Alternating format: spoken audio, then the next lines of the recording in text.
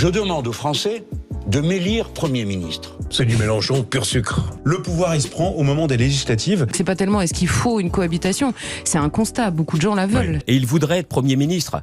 Non mais jamais de la vie. Dimanche 12 juin, les Français ont voté pour les législatives et c'est la NUPS menée par Jean-Luc Mélenchon et Ensemble soutenue par Emmanuel Macron qui se sont qualifiés pour le second tour.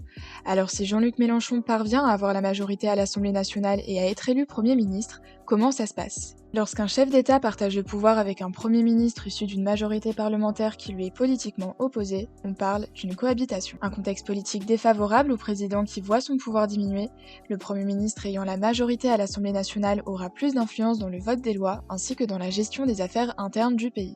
Et des cohabitations politiques, il y en a eu 3 sous la Ve République. La dernière a eu lieu en 1997 entre le président Jacques Chirac et son Premier ministre Lionel Jospin.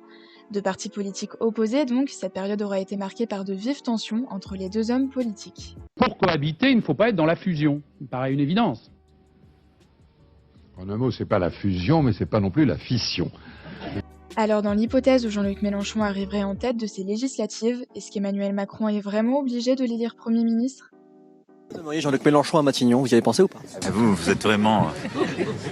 Il est terrible. Le président peut choisir qui il veut, mais l'Assemblée est aussi libre de refuser. Emmanuel Macron se doit alors de proposer un Premier ministre qui convienne aux parlementaires ou de dissoudre l'Assemblée. Une décision assez radicale, mais possible, c'est en tout cas ce qu'a fait Charles de Gaulle en 1962.